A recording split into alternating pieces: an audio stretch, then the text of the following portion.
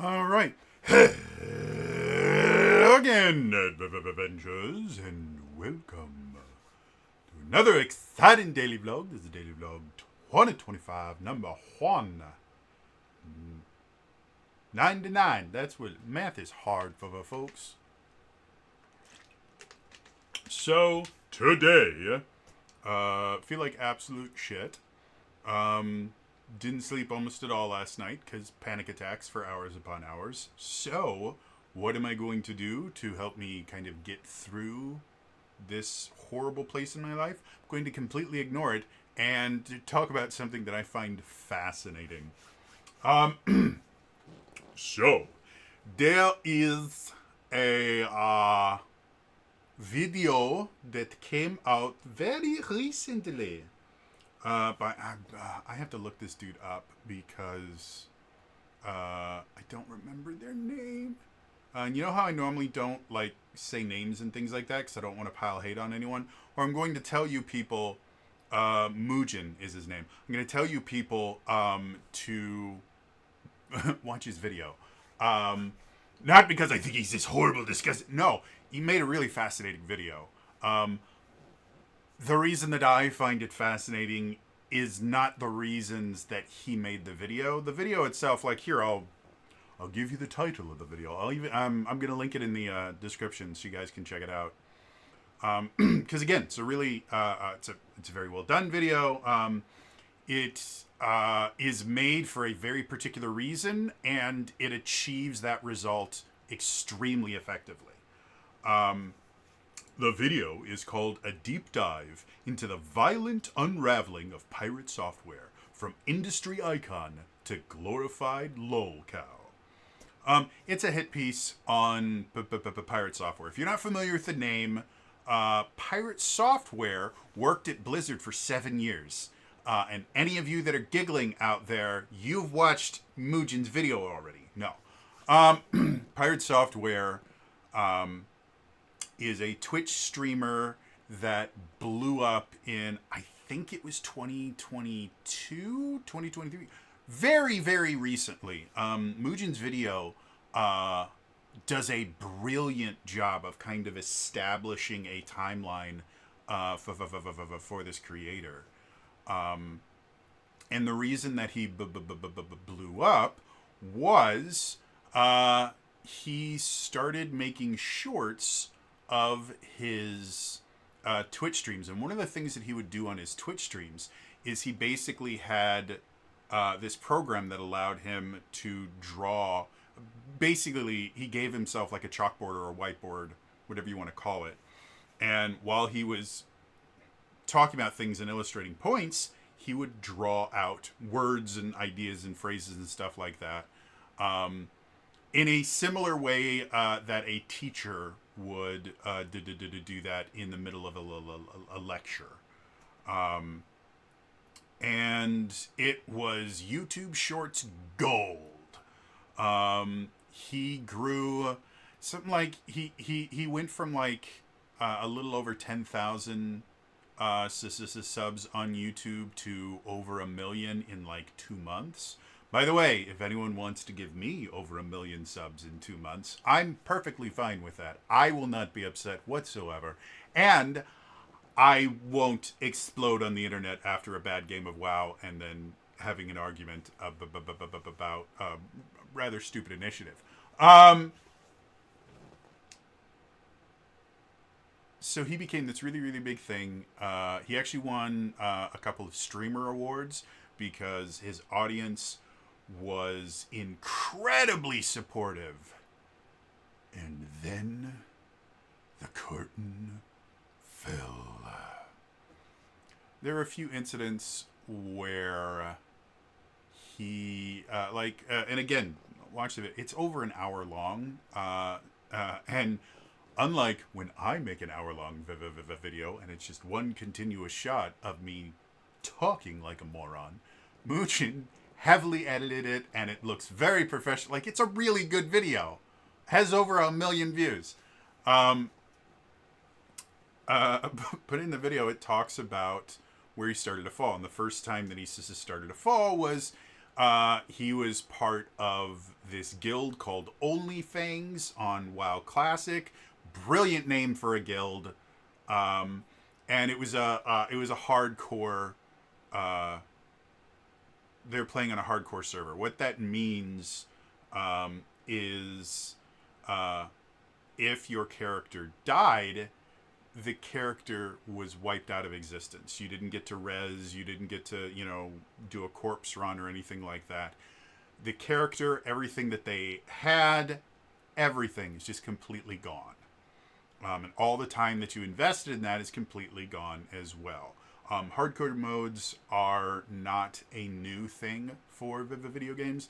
And World of Warcraft hardcore has been around for a long time. I don't remember there being full-on hardcore servers.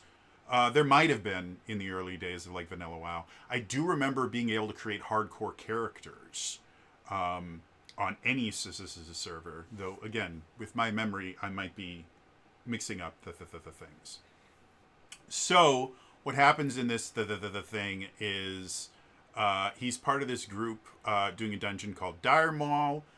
Dire Maul is one of the harder dungeons in Classic WoW. It's got a lot of great gear in it, and it's also a very, very high-level dungeon.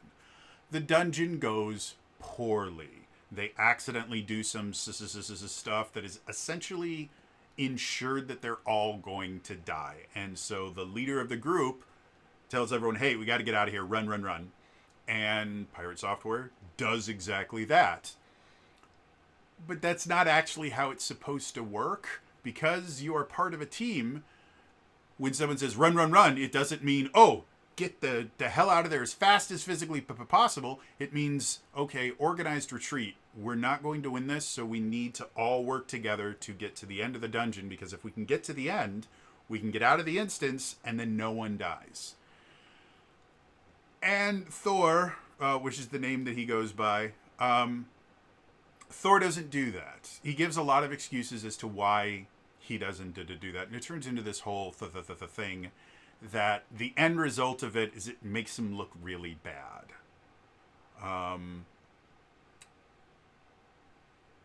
This incident goes on for months. It causes him to get kicked out of Onlyfangs. It is constantly brought up. There was some YouTube takedown nonsense involved in it. That's actually not what I want to talk about here. And then we have, obviously, the infamous Stop Killing Games stuff, which we have talked about on this. And it got the reaction that I was kind of expecting.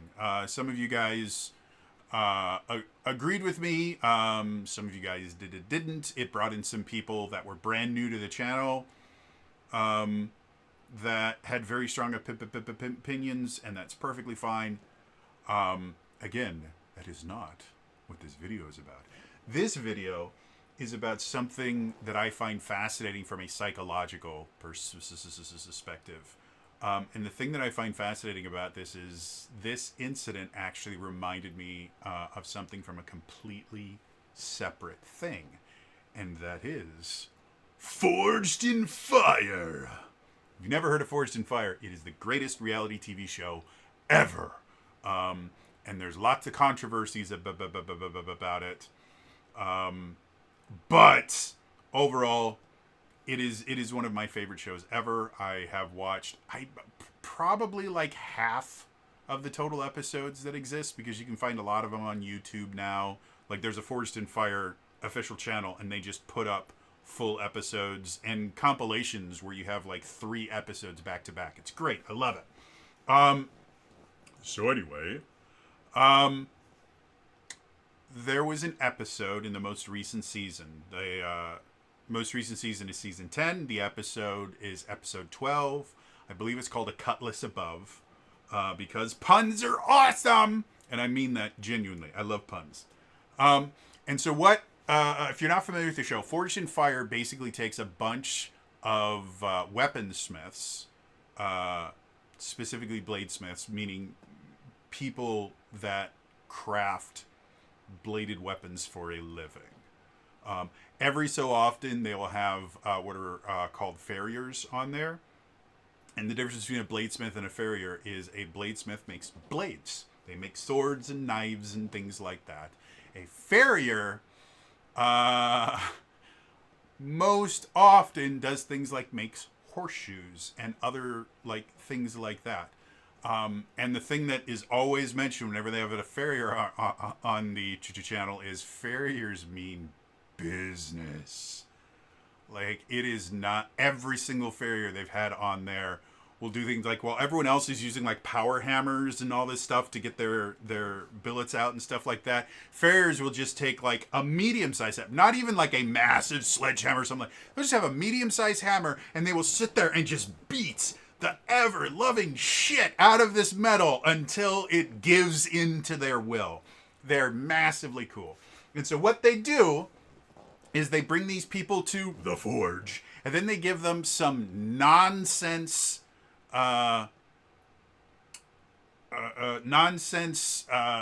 thing that they have to do to make a blade. My favorite ones are where they'll do things like, oh, we've all brought you in to create your own signature, your own blade in your signature style. But where is the metal that you're going to be turning it in? Well, you see this massive tarp here? Boom. Here's a rusted car. Turn it into a knife. Go, you have 3 hours. I love that shit. It's so much fun. But my favorite thing about Forged in Fire is, unlike every other reality TV show on the planet, where, you know, people come in and it's like, I'm not here to make friends, I'm here to win. Everyone on Forged in Fire comes in and they're like, yeah, these dudes are really, really cool. And, you know, when they when they get kicked off for whatever reason, they go, yeah, the judges were right. I screwed up here. Doesn't feel good, but, you know, I had an absolute blast here and I made some good friends. Like, that's what the show is. It's a bunch of really big, mostly bearded dudes using fire and metal to beat other pieces of metal into killing instruments while all loving each other. It is the greatest show ever. So fast forward, season 10, episode 12. This one was part of a mini-series that they did called Beat the Unbeatable, or something similar to that. Basically, what it was they brought back on people that had won Forged in Fire before. And then they had them compete against another person who had won the show before. And then the person that won that competition would go up against a multi-winner. One of the people that they could go up against is one of the judges. He's a dude named Ben Abbott. He was on, I can't remember, I think he was on season 1, and he won. And then they brought him back on a later season, and he won again. And then they had him come back as a judge because he just really knows his shit.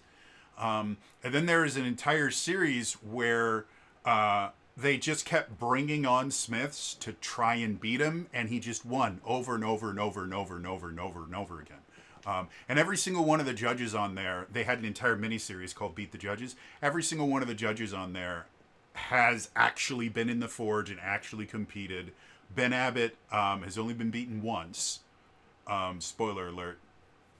And it was an amazing, amazing thing. And when he lost a perfect record, and he was fine. Like, he shaked the hand of the dude that beat him, and like they were buddy-buddy. It was so great. And that's what happens, is you will see these people get on there, and the way that they test these blades that they work is they will take like this beautiful knife that they've just made in 3 hours, which is nonsense. Then they will take this giant chunk of ice and just repeatedly bash the thing into the ice, trying to break it. Or they will take copper pipes and repeatedly beat these weapons into it. Things that you should never do with a real blade. Just to see what they could do to these. And some of the things that they do, and the state of the blades afterwards, like I've seen, like one of my favorite ones, I think they were doing an ice block shop for the strength test. And the dude had done what's called a Sanmai forge, which is basically you have good hardenable steel in the middle and then softer steel on the outside. You make this little steel sandwich. Well, his forge didn't go well. And so as one of the judges is just beating feeding it into the ice block, it split down the middle, and it basically, like, part of the knife just peeled off. And so he had this little, like, flap of steel there. Super, super cool. And the guy that happened to didn't go, man, it's not fair. He just went, it happens. I didn't make a good blade, and I really enjoyed my time here. This is not what happened in season 10. So they bring on these two people that have both won before.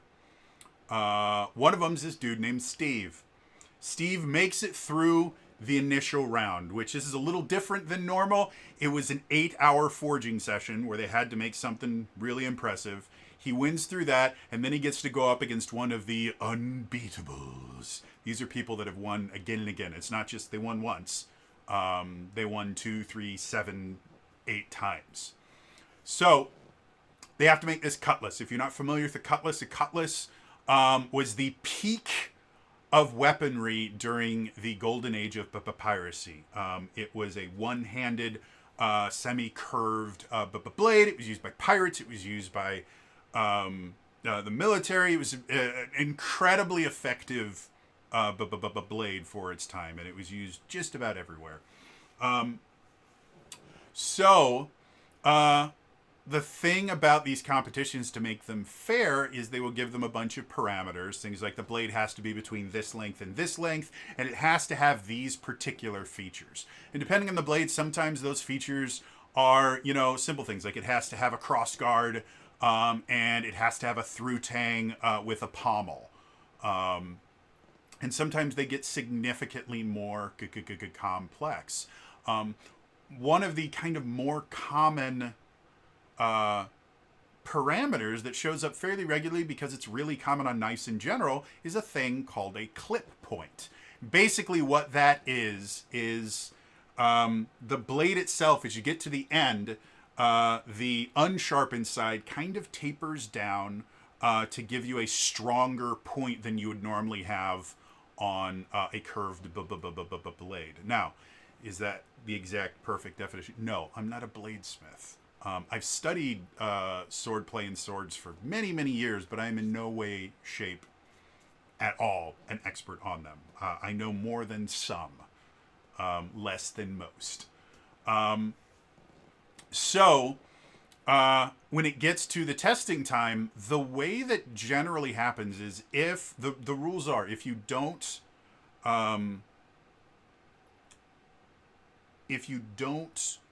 meet a parameter, they won't even test your blade. They'll just go, hey, you failed on this parameter. I'm sorry, we can't test your blade. And the most common parameter that is failed is the length parameter. Either the blade will be too short or too long. It's unbelievably common. So that's a it's a common thing. And the show's been on for a decade. Everybody knows that if you miss a parameter, and they say this over and over and over the show, missing any parameter is grounds for immediate disqualification. That's how it goes. So in the instance that the final competition, one of the people is going to be disqualified for a parameter violation, generally what happens, again, the people behind the scenes already know. And so what they'll do is they'll test the other blade so they have some kind of footage, because the tests themselves are really, really cool. They'll take like ballistics dummies, and Doug Marcaida, who's their edged weapons specialist, he's a martial artist, will take their weapon and cut into this like ballistics dummy that they've put bones into. I sincerely doubt they're real bones, but they're designed to mimic bones, and they'll also put, stuff in there so when you cut into it, like, red stuff comes out. Like, it's really, really fun. And at the end, if it does well, Doug Marcaida will turn around and he'll talk about the blade, and he goes, "It will kill." And that's this big thing everybody loves to hear. It will kill. And so you have a keel test, you have a strength test, and you have a sharpness test. And so if somebody's going to be disqualified because they didn't meet parameters. They need something for the end of the show. That's the big thing. And so what always happens is they test the other blade first. And so what happened in this particular instance is as they're doing the keel test, it's a ballistic dummy. It does have a skull thing in it. Like you can see the skull. And again, I don't know if it's actual bone or not. I would sincerely doubt it because that just sounds real stupid to do. But it's meant to mimic the density of bone to give it a good to test. And so as Doug Marcaida is like chopping up this ballistics dummy, he comes to try and behead the dummy, which is a real common thing that they do with these swords because that's a thing you can do with a sword. And as he hits the dummy, the blade shatters into 3 pieces. In Forged and Fired, this is what's considered a catastrophic failure. What that means is you're done. They can't test your blade anymore. But just because you had a catastrophic failure doesn't mean you lose. Whenever a catastrophic failure happens, any time in the competition, they go, you're not out yet. We have to test these other blades. If they can survive the same thing that caused your blade to break, then you will lose and they will win. Again, this happens all the time. So they do that, the blade breaks. They go, oh, catastrophic failure. We have to test the other blade. The other blade has to survive so many strikes against the ballistic dummy, and the same kind of strikes. That's one of the things that they do is anytime they do any of these tests, they make sure that they do the exact same kinds of strikes because they want it to at least appear like it's fair. So, dude's blade breaks. The other dude, Steve, the one we were talking about, who we are going to compare to Thor in a second here. Steve's blade, or not Steve's blade, the other dude's blade breaks. They go to Steve's blade, Doug picks up the sword, starts looking at it, and this is the thing that every contestant hates. They never want to see this. They see Doug pick up the blade, he goes over the dummy, and he stops. And he looks at the blade. And then he walks over to the other judges, and they have a little conversation. And that is the thing, because that generally means there's something wrong with your blade. We're not going to be able to test it. How much of that is theater and how much of that is Doug actually sitting there going, wait a minute. Ein Minuten bitte. And if you don't know what that's from, go watch some of Eddie Izzard's old stand-up stuff. He's brilliant.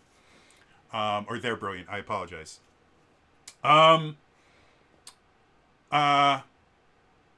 Doug goes over and has a conversation, and then he goes over and he puts the blade back down. This is the nail in the coffin for contestants. They go, unfortunately, we cannot test your blade because you didn't meet parameters. You don't have a clip point, and your blade is, I think it was 1/8 of an inch over. And this is where something that's never happened in Forged in Fire history happens. Steve comes up and he goes, what? He's like, yeah, you didn't meet parameters. We're really, really sorry. Again, this happens all the time. And every single time it happens, the Smith kind of comes up and they'll go, what's wrong? They say, you didn't meet this parameter. And then they will generally show them as well. Like if they go, you didn't meet the length parameter, they'll sit there with a measuring tape and just go, look. This is the length. This is how we measure it. And look, see, 1/8 of an inch over. We're really, really sorry. But Steve doesn't react the way that the rest of them does, where they go, oh, damn it, man, that really sucks. I'm really upset with myself. If I'd just been a little bit more careful, if I'd just written something down. He doesn't. He goes, what? No. I'm going to lose to a broken blade? And you can see none of the judges were expecting this. Because again, they've been doing this for 10 years. None of the judges are expecting a contestant to blow up because they screwed up on the screwed up on a parameter. Because they've had this conversation dozens of times before. And no one has ever done this. And so you can see all the judges are a little bit kind of taken aback. And they go, no, it really is. We can't test your blade. So despite the fact that his broke, he gave us a blade that we could test. We literally can't test yours, so he has to win by default. So yeah, it is a broken blade. And again, this isn't the first time that a broken blade or a blade with a catastrophic failure has won the grand prize. Because again, anytime you have a catastrophic failure, they go, okay, well, yours broke, but this other blade has to try and make it at least that far. And there have been times when the other blade did worse than that one and had a catastrophic failure faster. So it's not like any of this stuff has never happened before. This guy freaks out. He's like, no, you have to test the blade. And they go, no, it's 1/8 of an inch over and there isn't a clip point. And he goes, no, you measured it wrong. And they go, no, we actually told you exactly how we were going to measure it. It's from the tip of the blade to the end of the plunge grind. And as you see, we measured it exactly like that, and you're 1/8 of an inch. But that's not how I measured it. It's like, we're really sorry, but we told you this is how it's going to work. And then they actually cut to a behind-the-scenes thing that they never show to show them actually giving them like blueprints, basically, where they're showing, hey, these are all the things, and this is what we mean by this, and this is what we mean by this, and this is how we're going to measure, and these are the things. So the guy had literally everything to tell him how this is going to work. He made a mistake, and it cost him the thing. But he freaked out.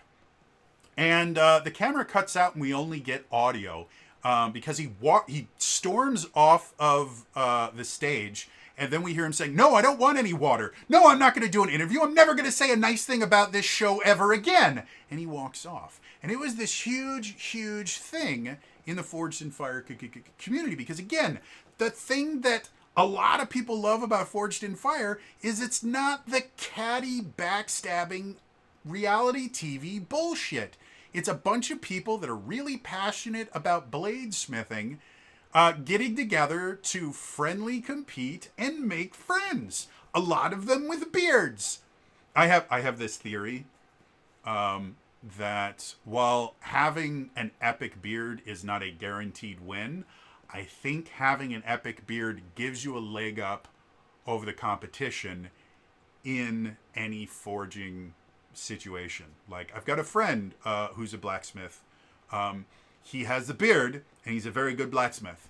So I just think having a beard makes you a better blacksmith. I don't know the science behind it, but I think beards give you a leg up on non-bearded people. There have been non-bearded people that have won. Ben Abbott, when he first competed, had no beard. He was clean shaven, and he's amazing. I'm just saying, he eventually grew a beard. I'm just saying.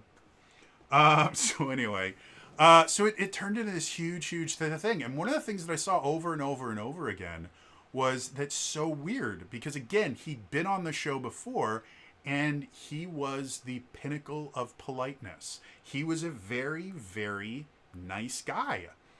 But he won his episode. And so I got to thinking, specifically with my own experience dealing with, let's call them highly skilled people. I have been blessed with the ability to work with some amazingly skilled people in a number of different fields.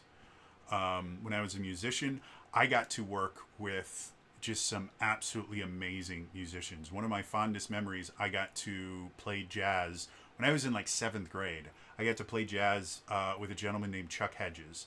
He's unfortunately passed away quite a while ago now. But he was a jazz clarinetist that was based in Chicago, and he's actually good friends with my band director when I was in middle school.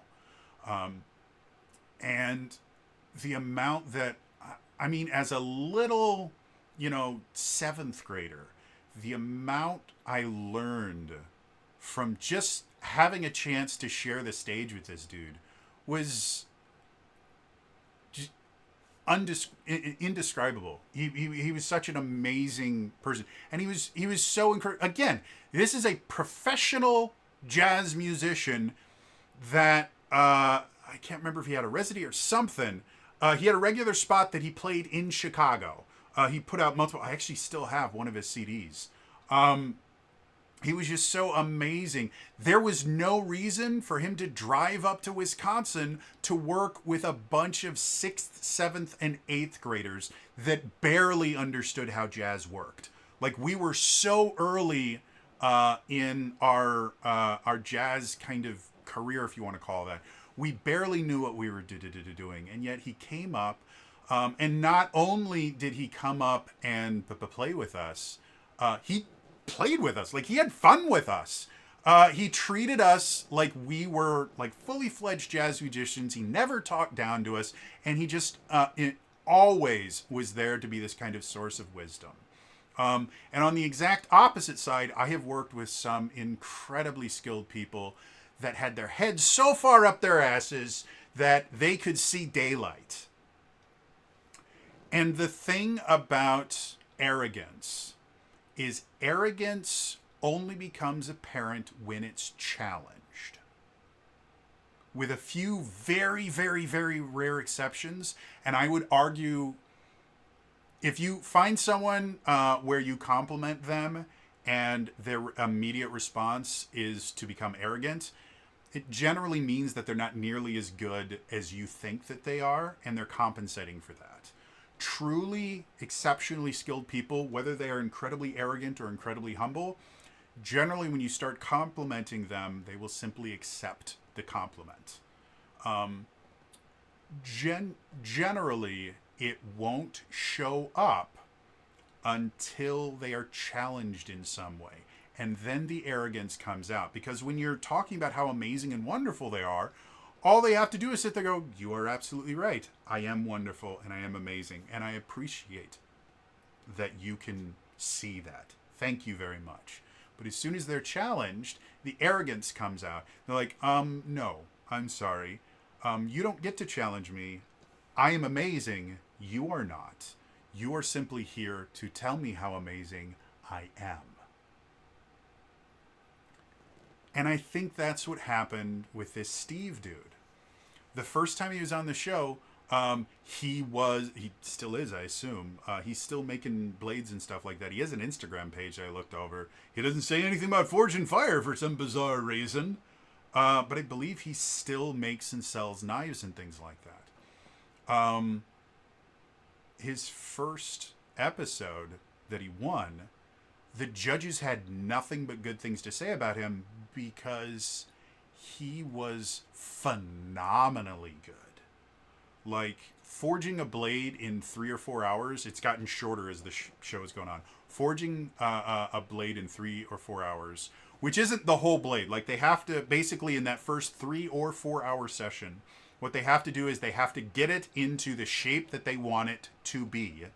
And they have to heat treat it. Basically, the way that you harden steel is you heat it up to a certain temperature.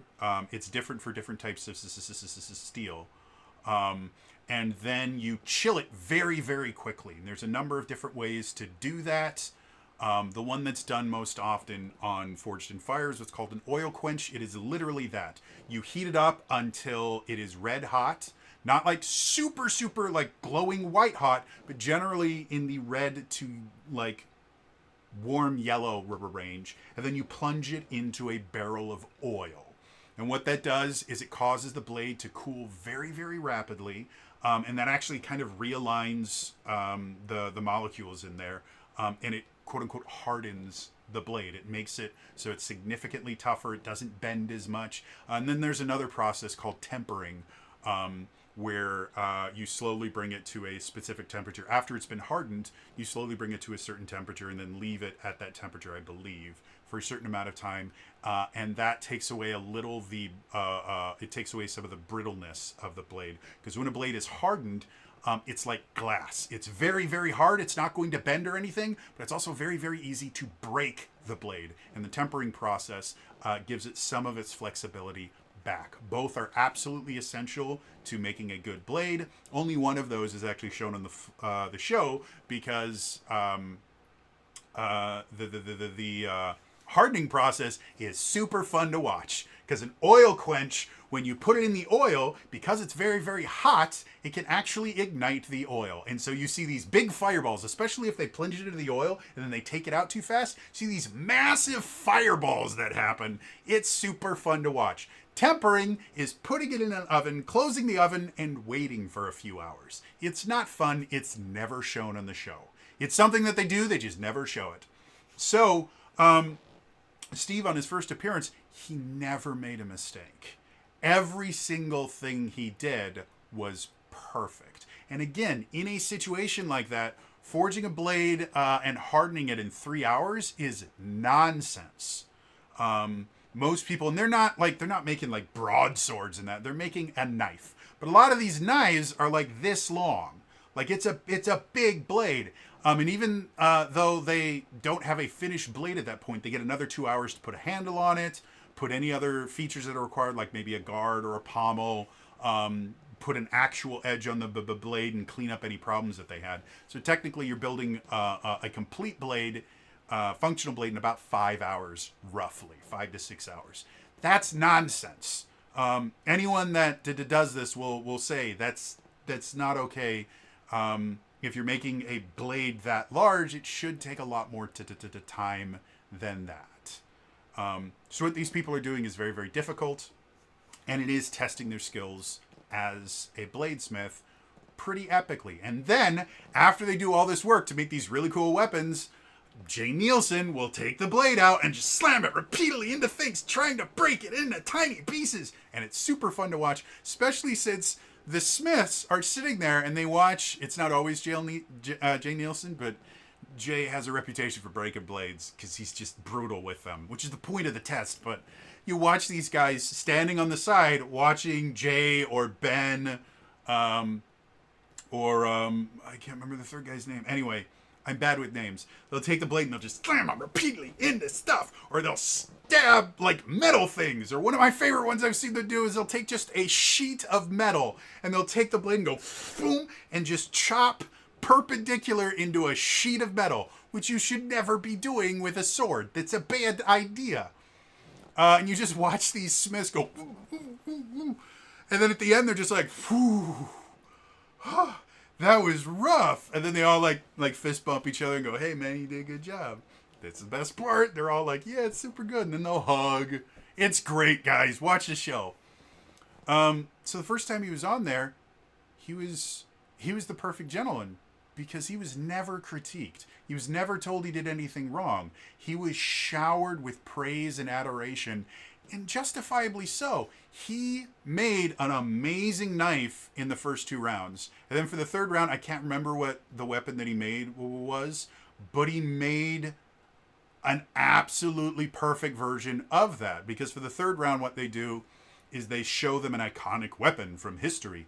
And then they get to go to their home forge, and they have 4 days. I believe it's 4 8-hour days where they're filmed the entire time to make sure that they're not cheating.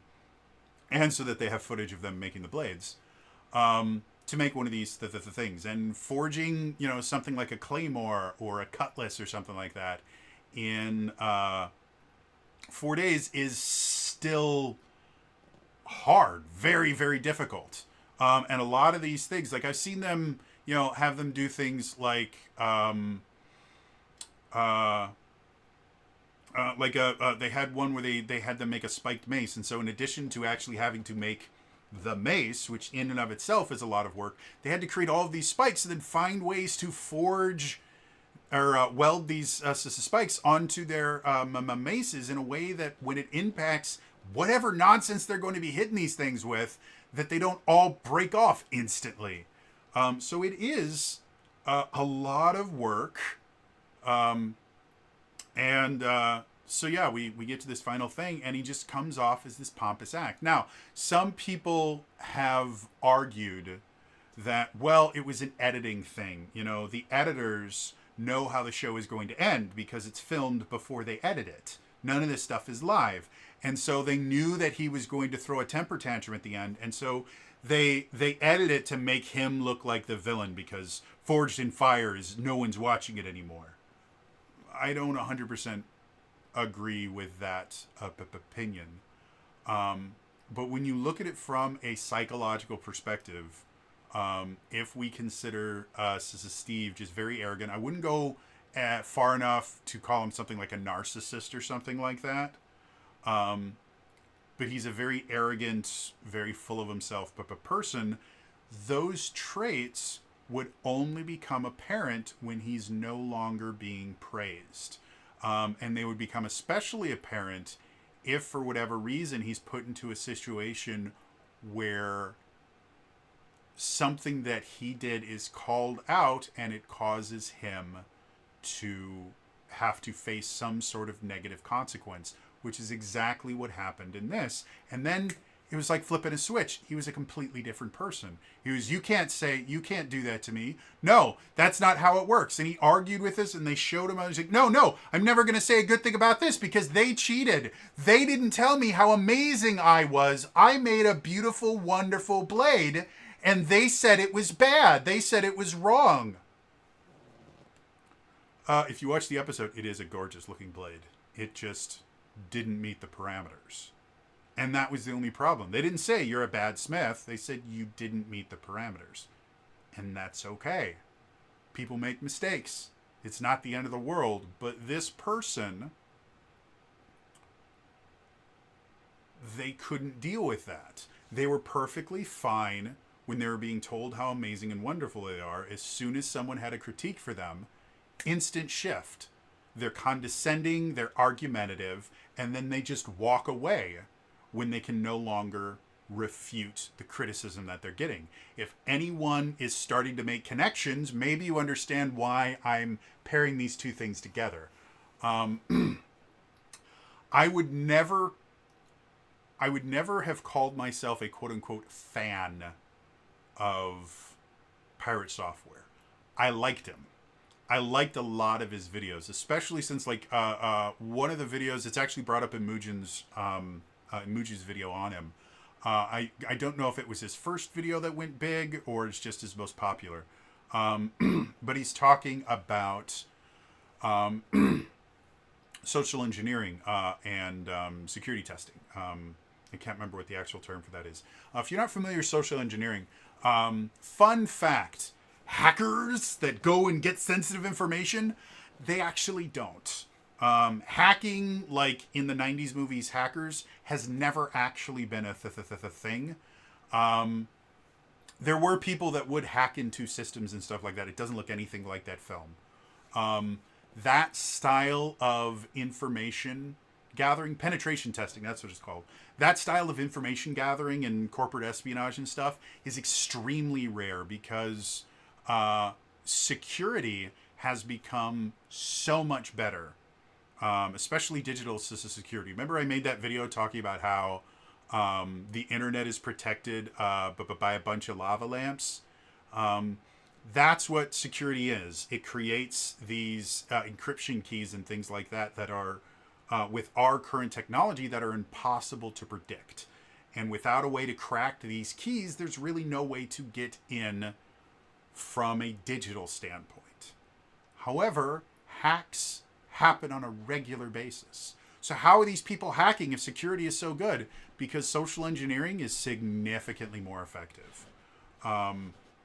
And that's one of the things that Pirate Software used to do, is he used to do penetration testing, which is effectively, he would be hired by a company, either as an independent contractor, or I think, at least how he phrases it, his description of what he did, kind of, as a lot of people who think very highly of themselves do, he tends to describe his previous experience very grandiose and kind of muddies what he actually did.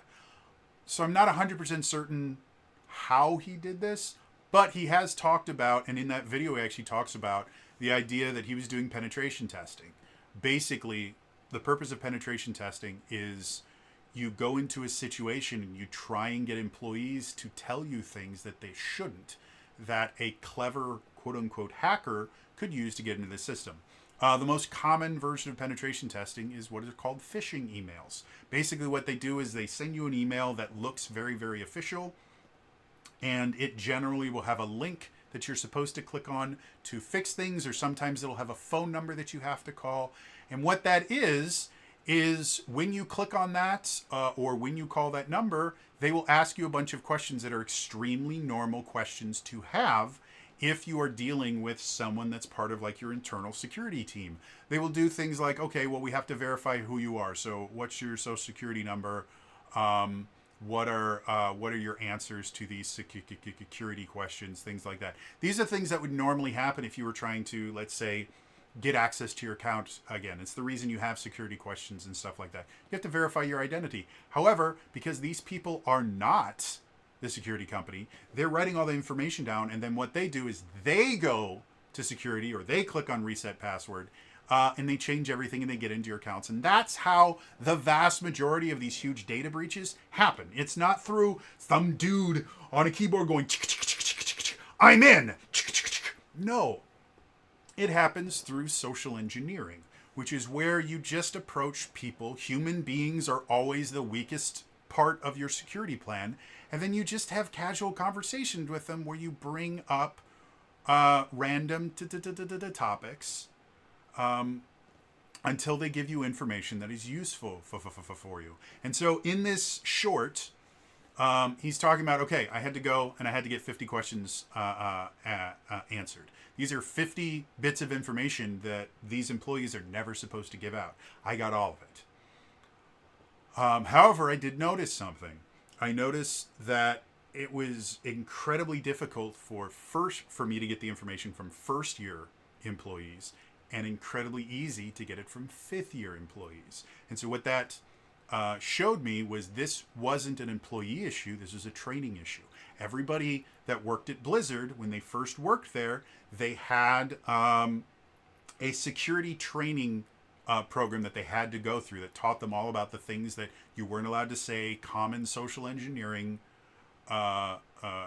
things that are common social engineering techniques that are used to get information, stuff like that. And so that training was very, very effective after you took it. But after they took it in that first year, they were never trained again. And so they would slowly forget the information. By the time they were fifth-year employees, they had forgotten most of it, or they had gotten too comfortable in their job that they thought that it really wasn't a big deal. And so when he's approached by Blizzard, Blizzard goes, I want names. And according to this video, I cannot tell you how accurate it is, but according to this video, he goes, I'm not going to give you them. If anyone doesn't know, Thor has a very deep voice. That's another thing that's talked about in the video, which is kind of a dumb thing to fixate on.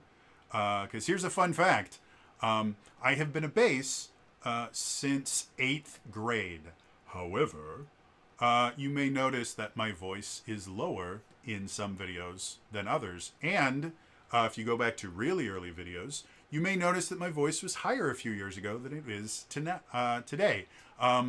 Another fun fact, if you look at Michael Dorn and early interviews that they did with Michael Dorn, before he played Worf on Star Trek The Next Generation, or in the early years, and then after he played Worf in Star Trek The Next Generation, his voice dropped like a rock.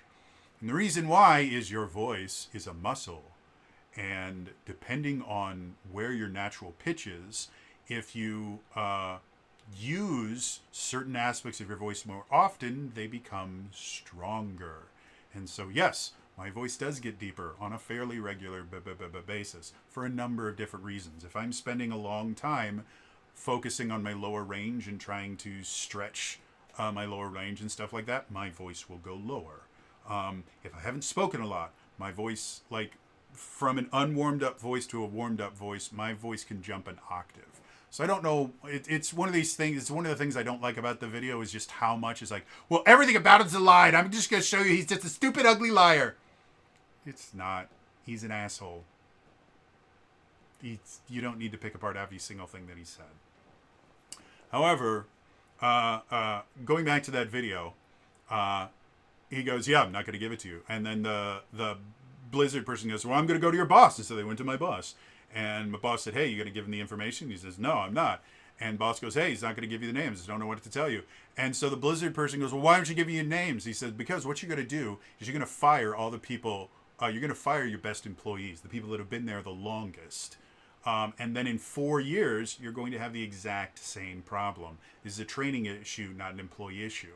And so what they decided to do is they just had repeat training and stuff like that. And after that had been in place for something like 6 months or something, he went back, did the testing, and everybody passed. It was a training issue.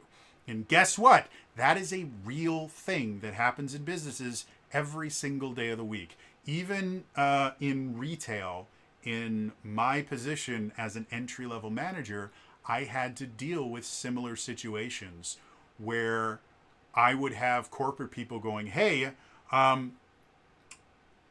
these employees just really aren't doing good. You probably shouldn't have them as salesmen anymore because they're bad salesmen. I go, no, they're not bad salesmen. They're poorly trained. Give me 2 months. Give me 2 months to work with them. I can get their sales numbers up. Well, no, because we've looked at their numbers and they've been here for a very long time and they're just not very good. I said, yeah, it's because they haven't been trained very well. But we have spent hundreds of millions of dollars on our training programs and we know that they're very effective.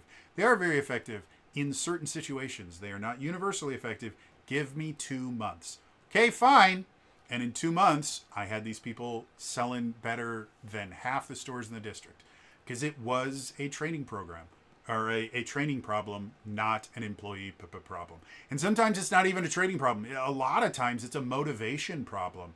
If people feel that they're undervalued at their job, they will do worse. There's a phrase that comes up every so often. People don't quit jobs, they quit bad managers. And it's 100% true. A bad manager can ruin a company, not because their direct decisions are actually costing the company money. It's because they will unmotivate their employees who will all do significantly worse in their job until they leave. And then they will be replaced by people that don't know what they're doing, that have been poorly trained, and then on top of that are poorly treated by this really bad manager, and then they quit before they can get the experience to be very good at their job. It's one of the reasons why in management, your turnover, which is effectively, they look at how many positions you have in the company and then how many people have worked in those positions throughout the year. So if you have like 4 employees and throughout the year, you've had 8 people working those 4 jobs, you're going to have like a 50% to the turnover rate, which is really, really high. And in retail, it's not completely uncommon to have like upper like 30-40% turnover rates because seasonal work and it's just retail in general. In other companies, having a turnover rate higher than about like 20% is generally considered bad, and it means that something is going wrong. It might be the manager, it might be something else that's going on, but high turnover in general is one of the easiest ways to get fired from a management position.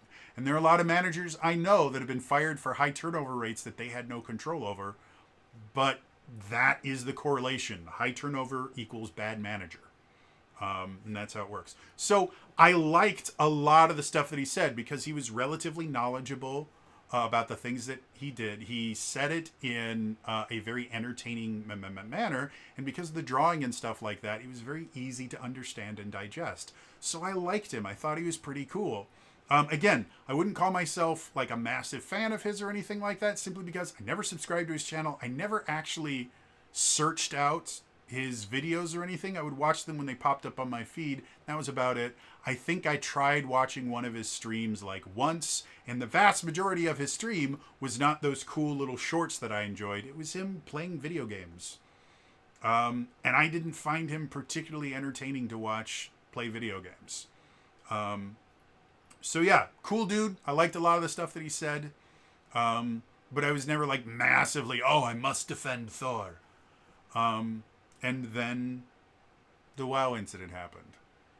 And he reacted the exact same way as Steve from Forged in Fire.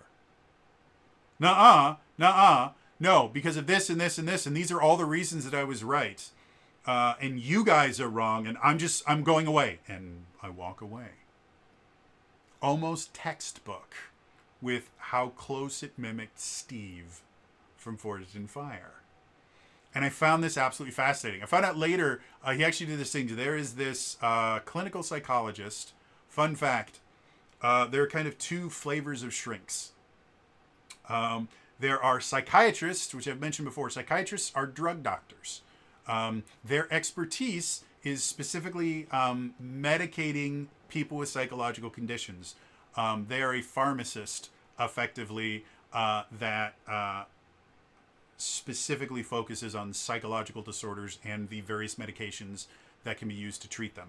That's what a psychiatrist does. A clinical psychologist studies psychology in a clinical setting. Some clinical psychologists use things like talk therapy and interact directly with patients. Other clinical psychologists might take a more experimental approach where they run studies and things like that. This particular clinical psychologist does talk therapy, but he records it and broadcasts it on YouTube, which has caused a minor uproar in the psychological community because the idea of sharing that kind of intimate stuff can be considered slightly unethical, despite the fact that everyone that does this is fully aware that they're being recorded and they're being broadcast and things like that. There are some ethical issues with the idea of a therapist broadcasting therapy sessions. My mother actually went to school. She has a master's in psychology. Was actually going through the process to become a licensed therapist, which is nonsense levels of crazy, pun intended. In order to become a licensed therapist, a licensed clinical therapist, I think is what the official term was, something similar to that. In addition to getting a master's degree in some form of psychology, you also have to do I think it used to be 2,000 hours. It might have increased to 3,000, or it might have always been 3,000. I'm not 100% certain. But you have to do, at bare minimum, I know it's at least 2,000 hours of what's called an externship, which is basically where you work kind of as a therapist, but you are under the supervision of a different therapist, or sometimes a number of therapists, and you get paid virtually nothing because you're not actually a licensed therapist at that point.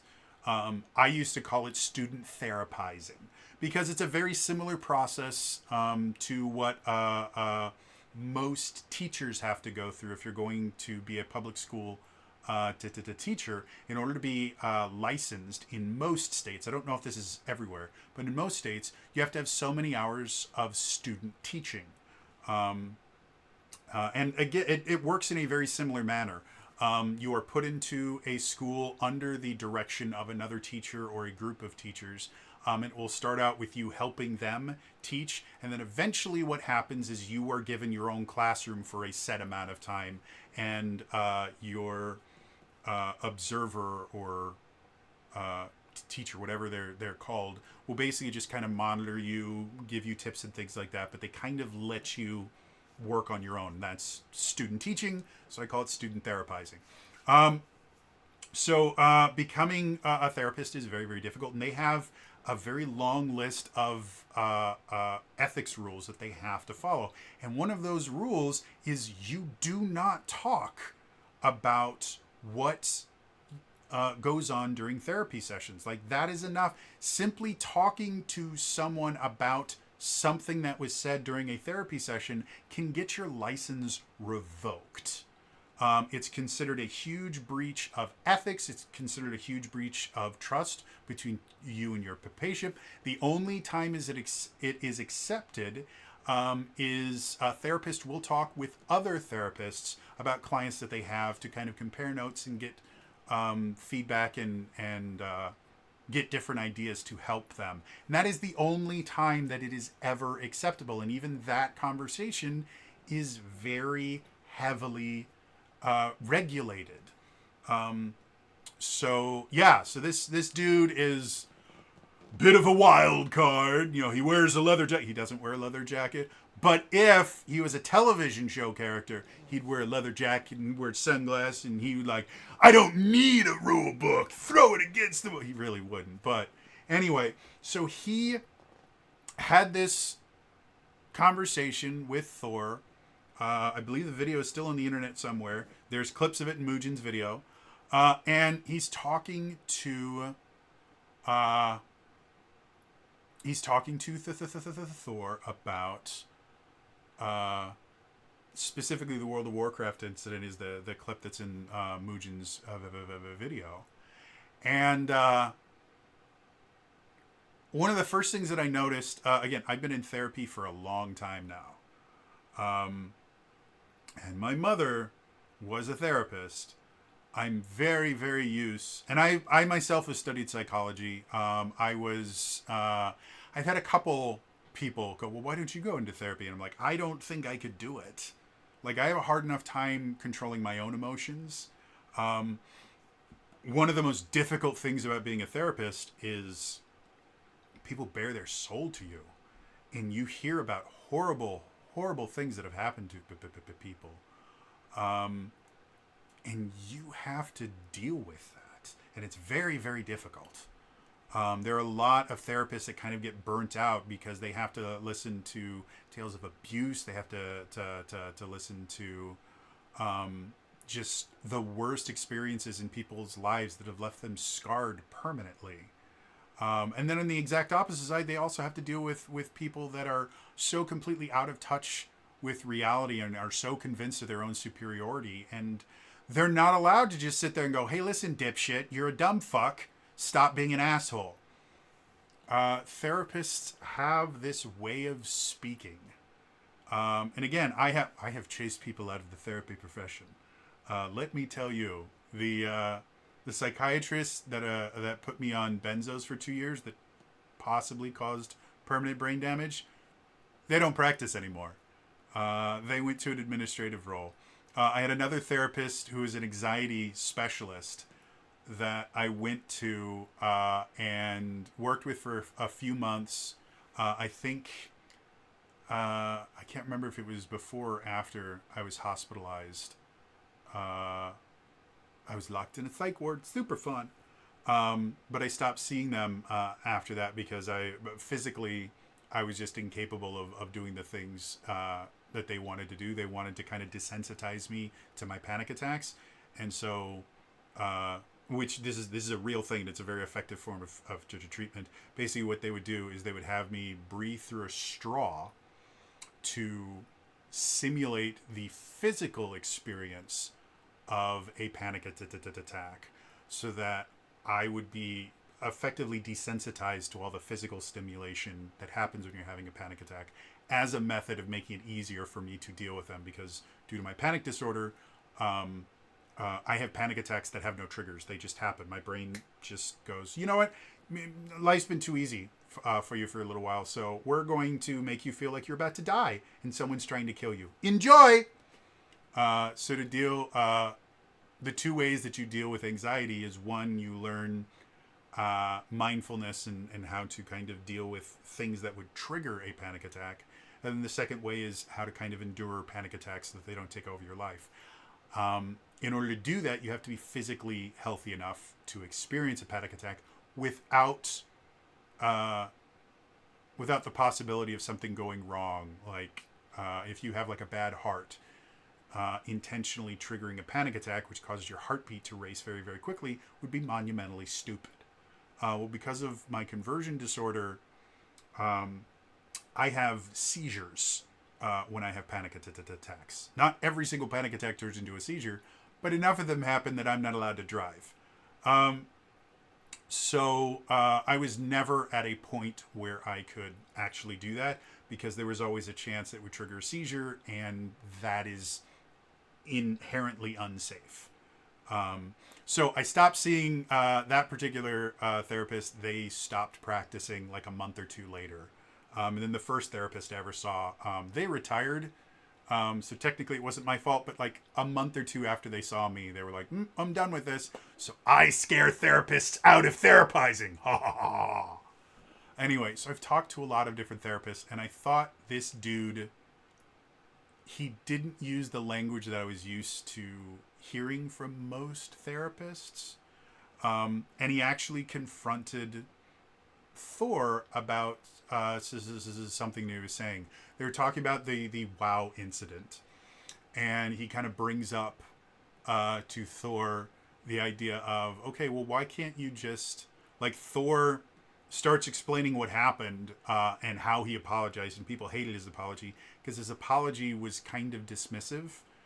It was basically, yeah, I made a mistake, but so did everybody else. Everybody made mistakes. I don't understand why everybody is dogpiling on me. We all made mistakes. And people took that, instead of him kind of saying, I made a mistake, I'm sorry, people viewed that as him going, I'm not sorry because everybody was doing it, so I have no reason to be so sorry. And so it comes off as very dismissive. And so one of the things that this clinical psychologist said to the Thor is, he goes, okay, well, he asked him to explain, and he goes, okay, well, what if, let's just try this for a thought experiment. What if, instead of saying, I made a mistake, everybody made a mistake, what if we just stop? What if we just stop the sentence at I made a mistake, and we don't continue the rest of it? And Thor kind of freaks out. He's like, I hate that. I think that's the worst thing in the world. It just, like, I need to be able to explain myself. Like, it's the stupidest thing in the world. It's like hand waving so that people go away. It's a lie. That's not what really happened. And it gave me such a brilliant insight into his thought process. A lot of people have been kind of dogpiling on the Thor. First of all, for the WoW thing, and then the Stop Killing Games thing. Like, people have turned him into this Disney villain, and he's not. And to be perfectly honest, it's kind of an insult to Disney villains, because a lot of Disney villains are remarkably well written. But the caricature that they have created for Thor is this really stupid, arrogant manipulator that just hates anyone that doesn't prop him up. And that's not what I get from him. He's an asshole. As I mentioned in my Stop Killing Games video, there are a lot of assholes out there. A lot of extremely skilled people are assholes. I know this because I've worked with them. And I've seen them in other places. Look at people like Jared Leto or Daniel Day-Lewis. These are Daniel Day-Lewis, brilliant actor. Jared Leto, less so. But a lot of people think he's a really good actor. He's an absolute monster of an asshole. Daniel Day-Lewis, there are tons and tons of people that have shared really, really bad experiences. If we look at someone that's less skilled, but still kind of in the upper echelons, like, what was his name? I wish my brain didn't do this. James Corden, there we go. James Corden. James Corden is basically universally hated by a lot of different people.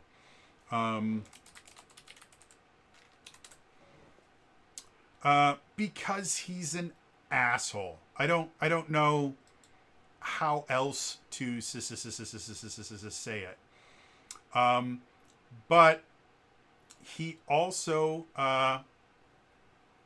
is an award-winning asshole. He has a BAFTA television award, which is a British, based kind of like the British Emmys. He's hosted the Tony Awards and the Grammy Awards. What else has he done? I thought he had a couple more awards.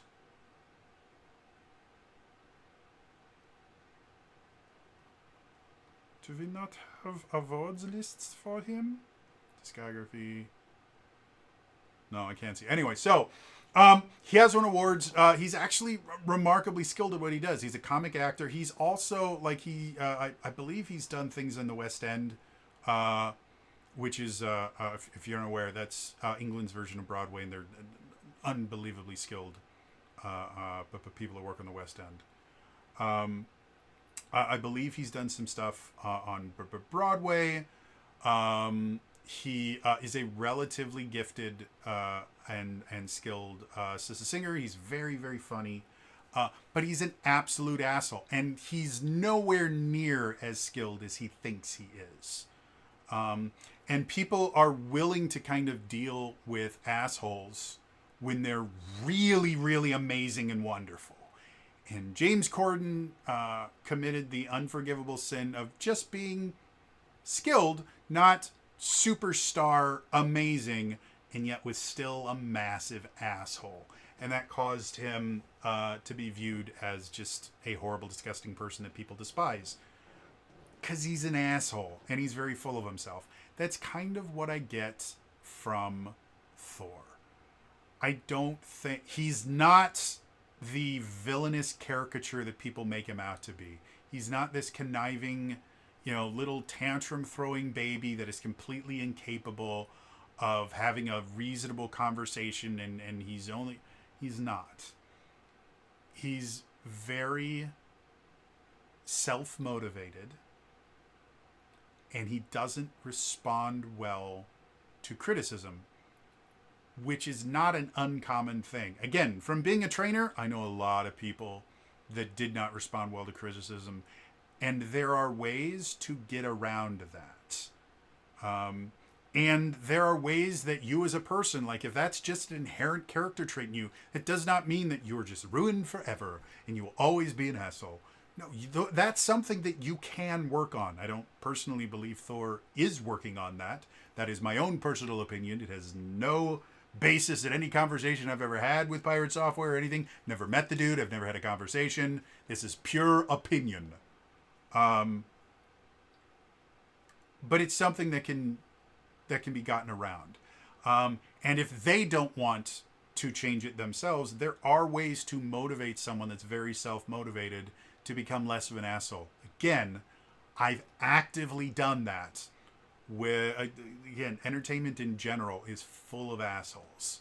Assholes are the ones that get forward. Fun fact, so is management. A lot of assholes get promoted. I had to deal with a lot of them. I had to train a lot of them. And there are very easy ways to get around someone that's extremely self-motivated and not open to criticism. And it's not by attacking them and showing them where they contradict themselves and all these things that everyone is doing. Does it make you feel good because you feel morally superior to someone that's being an asshole? Absolutely. But it's not really helping any situation. As much as, people are going, Stop Killing Games is amazing. We got 1.5 billion signatures. That means the video games are saved. It's not. Again, made an entire video about the fact that petitions are pointless. If they don't have an actual list of actionable things that are going to happen because of the petition, they're just a piece of paper with a lot of words on them. I generally don't believe Stop Killing Games in its current form is going to have any effect on the video game industry, other than possibly making it easier for games to become lost media, because this is another thing that a lot of people don't realize. When you have like a half-baked idea and you present it without doing the necessary work to actually turn it into something that's actionable, it actually helps the other side, because they're going to go, well, look, anytime somebody comes up with an idea that might force them to get better, they're going to go, look, this is the same thing that we shot down 2 months ago, 2 years ago, 6 years ago, whatever.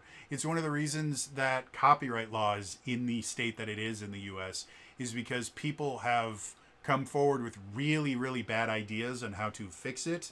They've been shot down in very public places, and then anytime criticism is levied against things like Section 230 and that, they'll just go, look, these are the same people that were saying this stuff, or they're bringing up the same ideas here, and we've already proven that this was stupid and dumb and never would work.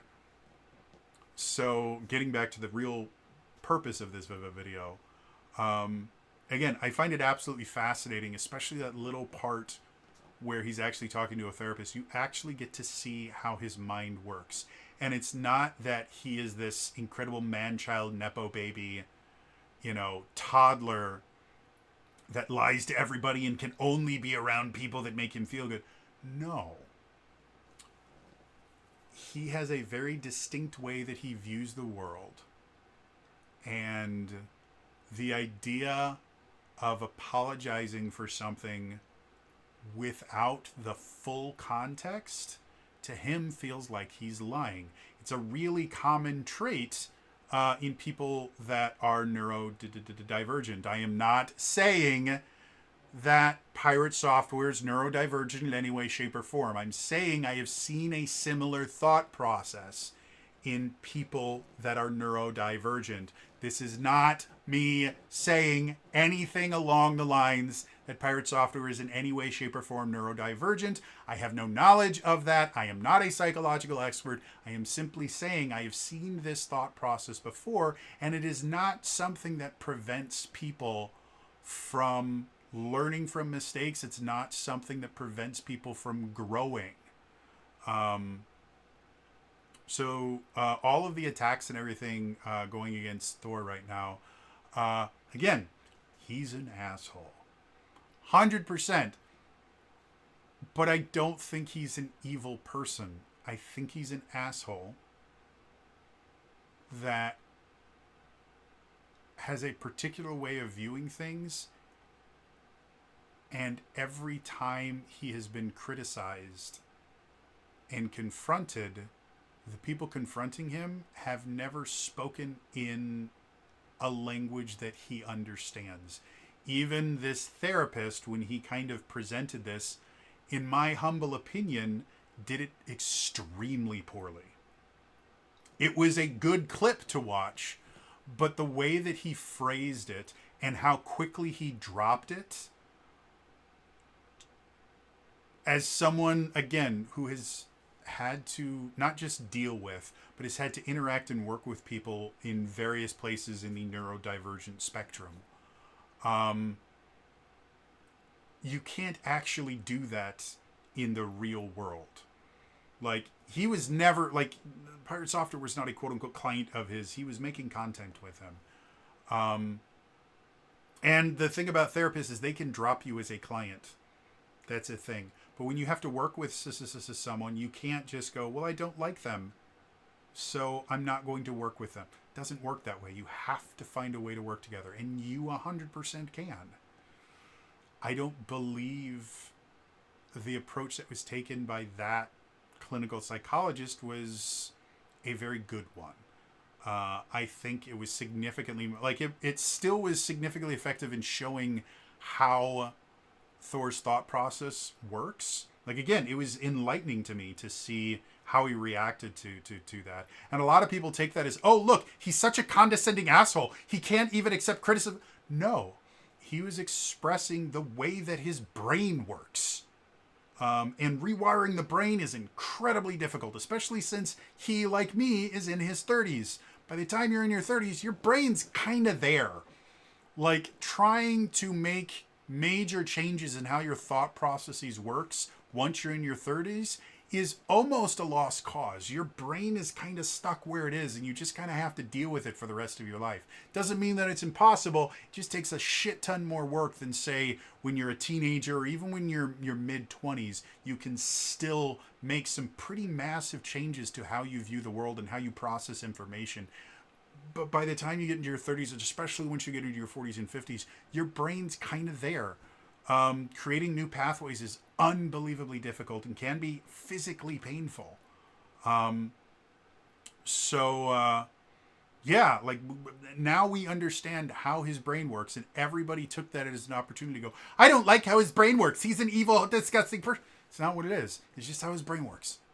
There are ways to deal with that. Even if he decides that he doesn't want to change. He likes how his brain works, which is perfectly fine. He's allowed to like how his brain works. There are ways to deal with that in a way that doesn't involve ostracizing someone and dogpiling on them and all these other things. And all that ever does is create these little rifts where it's us versus them, and oh, we have all the Thor supporters who are never going to say he never does anything wrong. And then we have all the Thor haters. He never does anything right, and he's a fraud, and he can't make video games, and he lied about the time, and his voice really isn't low. He's using a voice changer. He's not using a voice changer. Again, I have perfect pitch. I will guarantee you he's not using a voice changer. Artificially lowering his voice? Possibly. I actually don't know. I will guarantee he's not using a voice changer. Take it as someone who, again, has perfect pitch and changes his voice often. He's not using a voice changer. You don't need to use a voice changer to make your voice lower, especially as a dude. I do not need a voice changer to sound this deep. It's just how my voice works. And I can get really high as well, and everything in between. That's how voices works. And if you have very good control over your larynx and the various aspects of your of a voice, you can do a lot of different things. Watch one of my favorite things ever. Benedict Cumberbatch was on, what's his name? He's on a talk show in the UK, and I can't remember the dude. Graham Norton. There we go. I love Graham Norton. He's such a great host. And second of all, he's just amazingly fun to watch, and his talk show in general is just entertaining compared to some other talk show hosts that feel like they either have to get preachy or they have to confront their guests or something. No, Graham Norton's just fun. He's a fun dude, and he's very, very good at what he does. So anyway, Benedict Cumberbatch is on Graham Norton. They're talking about how, if anyone doesn't know, Smaug from the Hobbit trilogy, he was portrayed by Benedict Cumberbatch. And when I say he was portrayed by Benedict Cumberbatch, I don't mean he was voiced by him. He actually put on a mocap suit and crawled around on the floor as a dragon delivering his lines.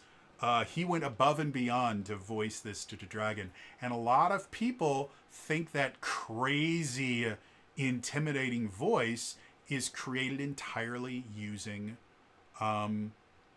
special effects and things like that. Because Benedict Cumberbatch is Doctor Strange in Sherlock. And neither of those sound like this evil dragon with a raspy voice that sounds like he's been smoking a pack a day for a couple centuries.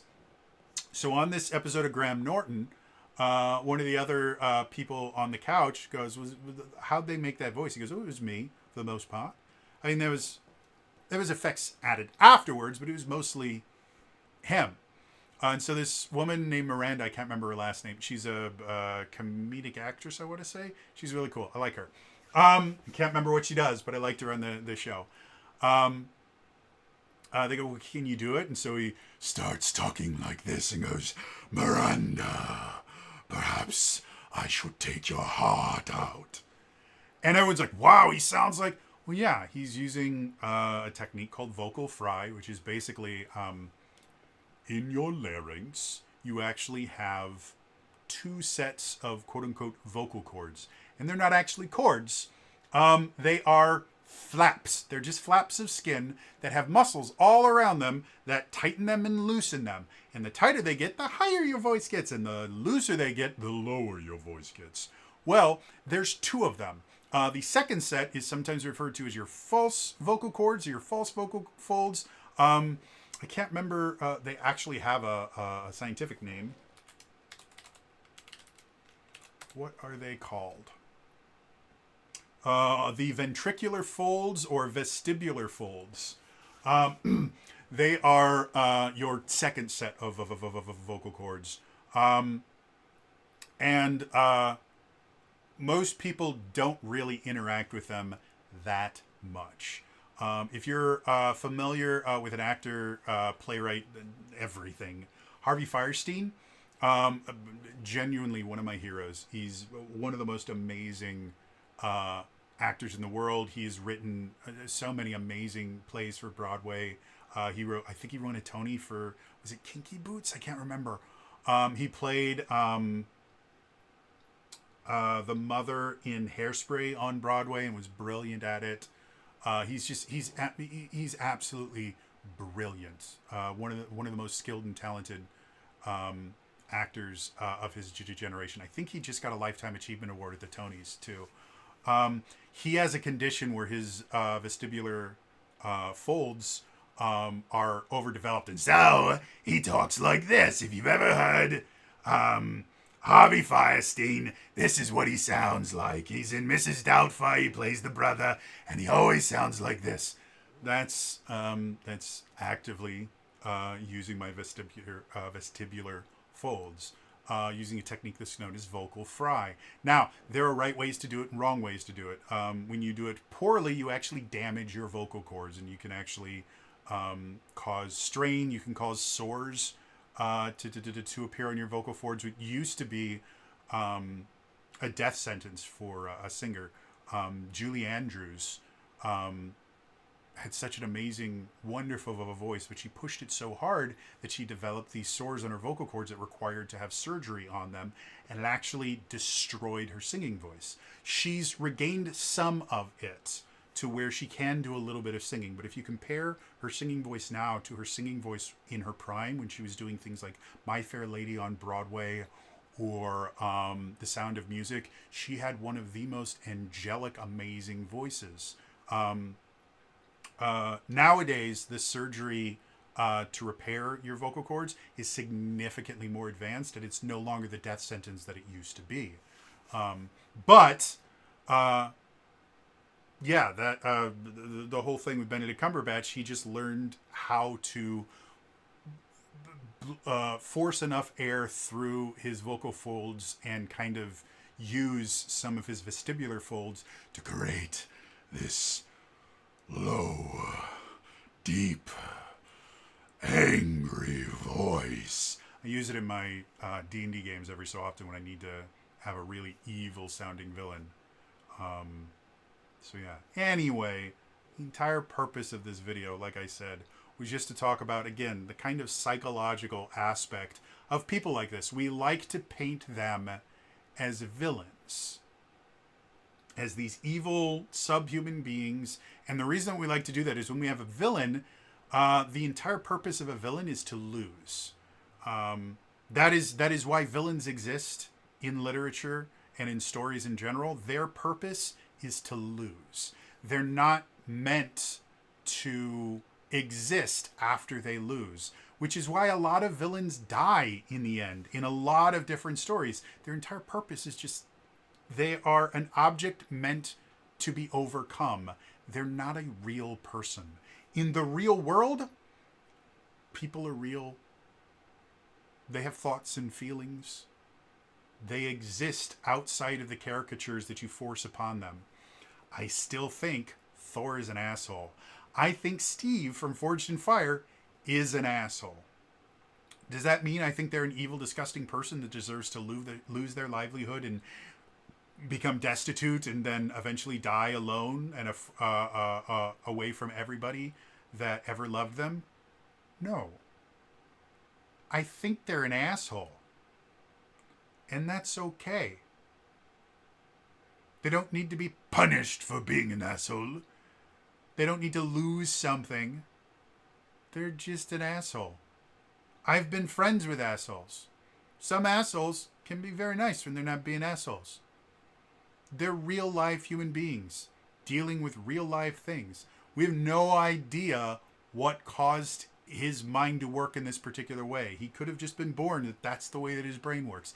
It could be a result of trauma. It could be a result of conditioning. There's a billion different ways to get our brains to work in very particular ways. We don't know why he thinks that way. But after that conversation that he had with that clinical psychologist, we do have a very good example of how his brain works, which is not something that you generally will ever get. Like, again, it was such a brilliant example of how his brain works. I've never seen someone able to kind of dissect it and just put out into the world, this is how I think, so effectively. Like, that is really, really impressive. And now that we have that knowledge, there are ways to actually make real change.